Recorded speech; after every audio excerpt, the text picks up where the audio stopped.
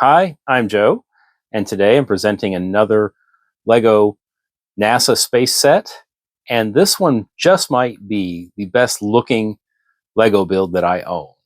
This is set number 10283, the Space Shuttle Discovery, and honestly, this is the LEGO set I never knew I needed. Because as you might imagine on my channel, I am much more interested in the space missions of Apollo and that era than I am of the space shuttle, although I was fascinated with the space shuttle because we used to watch the launches of the early shuttle missions in school. But when I saw this set, I thought it looked all right, but I didn't want to spend $200 on it. But a few years ago, I had a milestone birthday, and would you believe I actually got some Lego for my birthday, and my wife bought me this space shuttle set, which, by the way, does include the build here on the left, which is the Hubble Space Telescope. And I was happy to get the set. And once I started building it, I just got happier and happier. It was such a great experience to build, and I absolutely love the completed model. I don't rank this necessarily as high as the Saturn V, but it is definitely one of my top 2 or 3 favorite LEGO sets ever. Now, unlike my previous videos, I don't have a whole lot of extra knowledge to add about the real space shuttle, so this is going to focus much more on the models. But the Space Shuttle Discovery, as of the date I'm publishing this video, launched 41 years ago today, August 30th. Of course, the first space shuttle to fly was the Enterprise, which only flew in the atmosphere, and the first one to launch to space was Columbia, which was destroyed in an accident in 2003, and the second one, Challenger, of course, was destroyed in an accident in 1986. So Discovery, launching for the first time in 1984, is the oldest one still remaining, which I imagine is why LEGO chose to use Discovery for its model, but not just because it's the oldest surviving shuttle that actually flew in space, but it actually was on the mission to deploy the Hubble telescope. But first, we'll talk about the shuttle and the build. So like I said earlier, the set does contain both the Hubble telescope and the space shuttle, and the first 4 bags of the set actually are for building the Hubble telescope, its stand, and the stand for the space shuttle. So you don't actually get to build the shuttle until bag 5 out of 17 total. And I wouldn't necessarily say that's a negative on the set, but it was something that I noticed I didn't necessarily enjoy the Hubble build as much as the shuttle build. But that's a very, very minor nitpick. And I have one other nitpick on this set, but otherwise I really have no notes. We'll get to the other problem here in a little bit. But one thing I noticed right away is as you're building the inner guts of the shuttle, it's not surprising to see lots of different colors on the parts that you don't see, but it was kind of surprising that there's a lot of this olive green. And I'm guessing that maybe LEGO just had a surplus of parts, or they had a lot of those parts stored in the same location that they had other parts for the shuttle. And it doesn't bother me. It's just unusual. I don't think I've ever built any LEGO set that had so much olive green in it, especially when it's used as a color that's never going to show. In fact, I don't think there's any regular green in the entire build. I give you a little close-up here of the sign. That is a sticker. There are some stickers in this set, but there are some printed pieces also. And I'll just take a tour around the shuttle. And here we have the front. That's a printed windscreen. And these pieces here with the Technic pins in them are actually there because that is what the front of the space shuttle looks like. And that's just a little detail that if it wasn't there, I probably wouldn't notice. But because it is there, it made me wonder, is this something that's on the real shuttle? And sure enough, it is. And I don't know if those pieces, I don't even remember if they actually help form the shape there, but it's brilliant, really, to use those Technic pieces to create that look on the outside. And I have no idea what these holes are on the front on the real space shuttle, so I'm not going to be able to give any information about that. And of course, the side of the shuttle is just built up with bricks. We have a sticker here that says that it's the Discovery. On the top here, we have some printed pieces. Then down the side, it's all smooth here. Of course, there's no exposed studs here on a curve, but I think the lack of exposed studs is what makes this model look so good. But yet there's enough exposed studs, you can tell it is LEGO, but I tend to just ignore those when I'm looking at the model because it's so big, you can definitely see what it looks like from a distance, and you never even notice the studs. Here towards the back, NASA here on this panel is another sticker, but United States and USA here, those are prints. And another thing that I think makes this shuttle look so good is all these slopes and smooth pieces on both sides. I'll look at the underside more later. You can see there's anti-studs on the bottom, but here on the edges, it's all these tiles, these curved tiles, which I think just gives it a great look. We have some more details here on the back towards the engines. Again, some more of these, this is headlight bricks with, looks like there might be pins in them or rods. I can't even remember, even though I built it. But we've got some studs here, the hollow 1x1s, and the build is symmetrical. The only thing that's different is printed piece here on this side says NASA Discovery instead of USA. United States here, that's a print and that's a sticker, and Discovery there in the front, that's also a sticker. We have the big built-up tail fin here and our various engines, which we have 3 main engines and 2 small ones.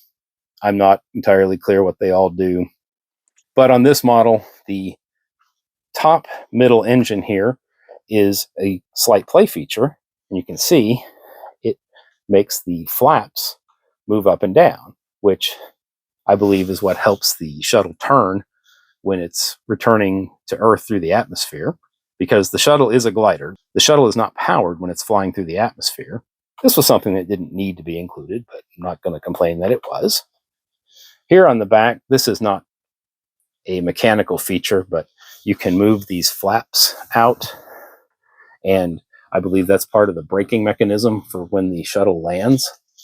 Here on the inside of the shuttle, and this is the only other complaint I have, is all of these reflective pieces here are stickers, and putting stickers on the inside of a curved surface is probably one of my absolute least favorite things to do. And when I was doing the build, this was somewhere around bag number 13 or 14, and it just really brought the build to a halt, because you have 1, 2, 3, 4, 5, 6, 7, 8, 9, 10, 11, 24 stickers to put inside of all these curved pieces. And I did okay. You can kind of see where they're crooked. I mean, these two, you can see the reflection of my finger. Those two are crooked. And I know there's another one where I ended up actually bringing the sticker up the side. I don't remember where it was, but I'm not going to complain too much about that, though, because it's not a model that you really need to look at up close to appreciate. Inside the cargo bay here, which is also where the Hubble telescope can be stored if you want to, but I'll show you how that looks later. We've got what looks like either lights or cameras. I think those are lights. And we've got the robot arm, which the Canadarm, I believe, is what its name was, because if you ever saw what it looked like on the real shuttle, they had the word Canada with the big maple leaf going down the arm. And some other very small details. There's not a whole lot included in the inside of the cargo bay because there has to be room for the Space Telescope, which, by the way, was not deployed on the first launch of Discovery in 1984. The telescope was launched in 1990. We'll put this away for a minute. And there is a nice little place showing you where to rest the robot arm. Here in the cockpit, we actually can pull this out fairly easily. And if we look under it, we see we've got a seat. There are no minifigures in this set or microfigures, but if you had a microfigure, you could imagine that was one of the seats. The space shuttle, in its history, never carried more than 8 astronauts in one trip. The most common crew size, once the program got going, was 7. And Discovery never carried more than 7. But if we look to the back here, we've got some printed pieces that look like, computer instruments or something the astronauts would use. In the front, I don't think there's a whole lot to look at there. We do have some more keypads here on the side. If we take the top off of the top part that I took out, you can see we've got more seats, more keypads, and it looks like there were pieces to have 4 more astronauts go on the trip, and more keypads, and there's another tile that's just being held up by a clip. And those are all prints, and they're all the same print. The wedges all have one print with 9 squares, and the other keypad is just a 1x1 tile. That's just a nice little representation. I don't know that it's necessarily to scale for a microfigure, but it does show you where the astronauts sit, at least during the launch phase of the mission. Right. The shuttle here is just sitting on the stand. I'm going to try and do this while I'm not looking at the camera, so wish me luck here. All right, we have a stand there that has just some blue tiles and yellow studs to hold the shuttle in just the right place. The bottom of the shuttle has 2 very, very small holes here. And you can see the bottom of the shuttle doesn't really look that bad. And yeah, there are exposed anti-studs. But really, other than these 2 small holes and the landing gear, I mean, it is a solid black. And you can see where the smooth pieces here at the edge of the wings give it a much nicer finished look. And you can see that these flaps here they're all just bricks built sideways. And also you can see how really sturdy the model is, because I'm able to hold this and I never for 1 second feel like it's going to fall apart. This is just really solid. And now for my favorite play feature of all, this back flap here, if I push it forward, deploys the landing gear. And it's just so satisfying to have that flip out like that. Now, you can't retract the landing gear. You have to push that up yourself. But that also tracks with the real space shuttle that was designed to not be able to retract the landing gear in flight. Once it was deployed, it stayed out. But also, I've learned recently that the shuttle deploys its landing gear at a much lower altitude than, say, a regular airplane, because of how much wind resistance it creates to have the landing gear out. So while I have the Discovery with the landing gear down, I figured I'll go ahead and do a quick comparison with the Enterprise that I recently showed, just to show the difference in scale. And actually, looking at this video through my phone makes me think, oh, they're not that different in scale, but they really, really are. In fact, the Enterprise could practically ride on top of the Discovery. It is so much smaller. And the Enterprise is not a bad model either. I used to have a toy space shuttle that was about that size, and I think we still have it somewhere. It's probably buried in one of my kids' bedrooms. But you can kind of see where the stickers here on the back of the Enterprise show the black dots that are shown by black studs here on the back of the Discovery. But the Enterprise, of course, is missing a lot of the other detail, which is not necessary for a model of this size. I think this model works very well. And another thing I want to do while I have the Enterprise out is to right some wrongs from that video, because I had all the landing gear in the wrong places. And here I've got it placed where it's supposed to be, in front of the place where the Enterprise connects to the plane. And up here, a little bit farther up and farther apart for the back 2 sets of wheels. Plus, there was one other piece I forgot to mention that, of course, this is how the Enterprise looked with the actual fake engines put on. But there were also these cone pieces that I forgot to talk about that had been stored in the cargo bay. And they go on the inside of these Technic bricks. And they were stored inside the cargo bay here, just on single studs there in the corners. Next, we'll go ahead and look at the Hubble Space Telescope, which was part of the Space Shuttle Discovery set, and really it could have been a set all by itself. The Hubble Space Telescope was launched in April of 1990, as the little plaque here shows, even though it was planned for many, many years before that. In fact, I saw that the planning started in the 1970s. And you'll see, we don't just have the NASA logo, but we have an ESA logo for the European Space Agency, as they collaborated on the design and build of the Hubble Space Telescope. And in return, they get a certain percentage of time using the telescope to do their own research. And there is information about the Hubble here. and the space shuttle in the manual, but one of the most well-known things about the Hubble Space Telescope is that it didn't work the first time it was deployed.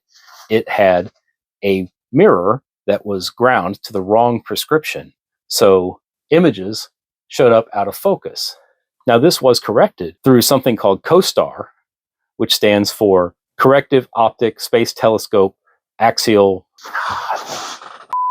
COSTAR is actually an acronym for Corrective Optics Space Telescope Axial Replacement. And even though I don't remember seeing anything about that in the official LEGO instruction manual, it is actually kind of referred to here in the model. And I'll get to that when we take a closer look.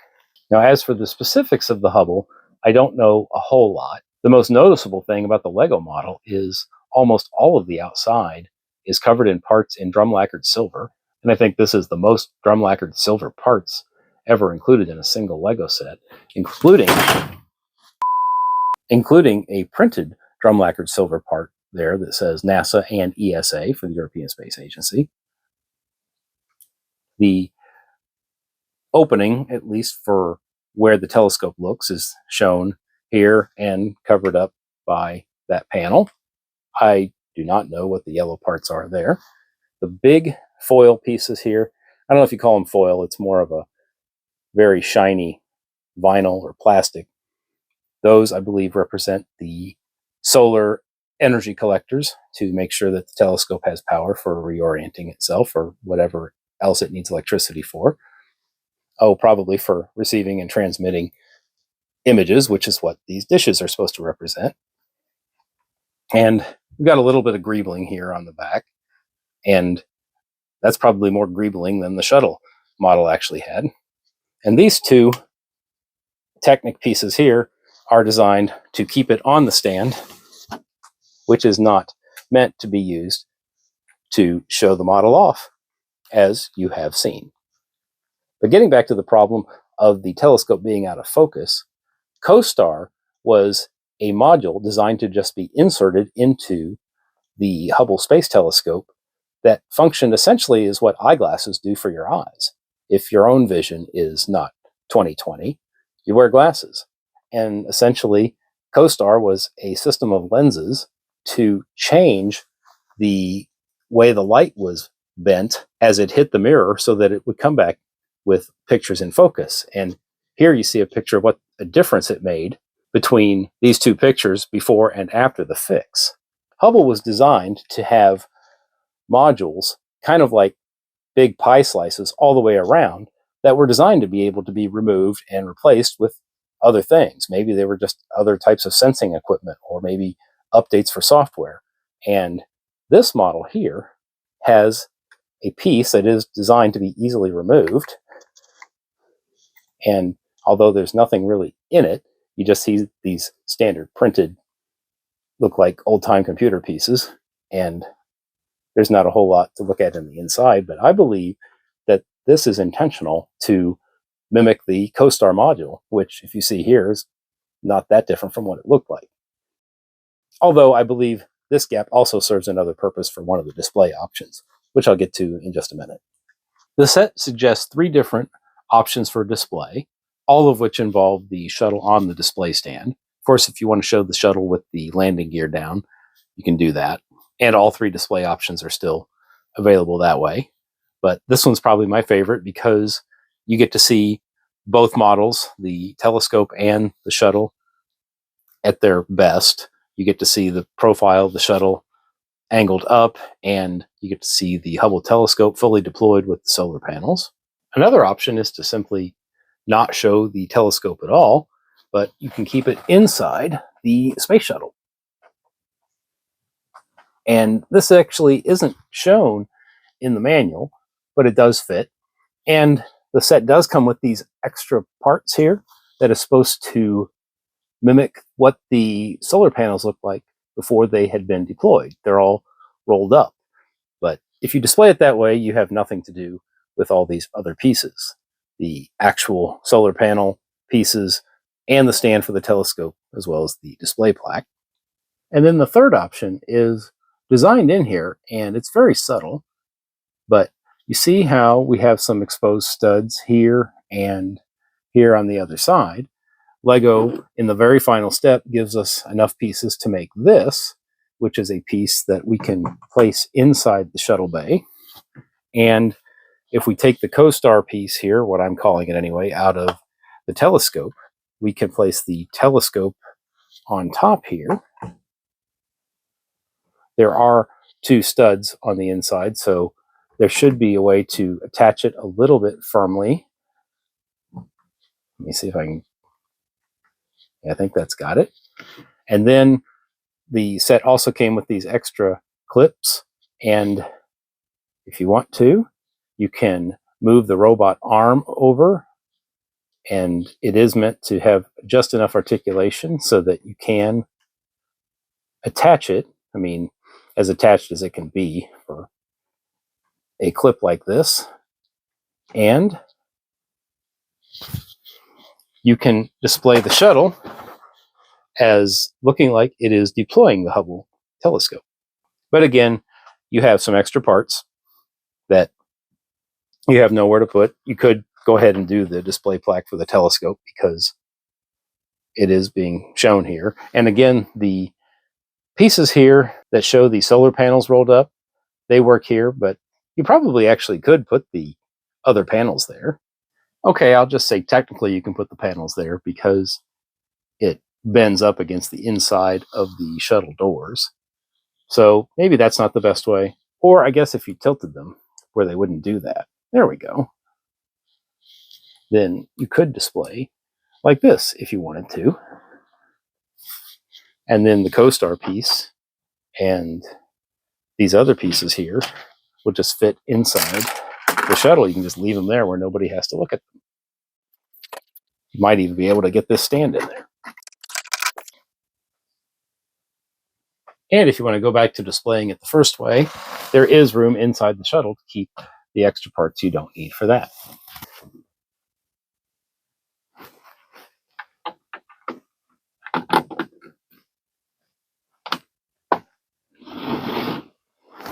But overall, in case you haven't caught on to this yet, I absolutely love this set, and it made a great 50th birthday present, or whatever milestone it happened to be.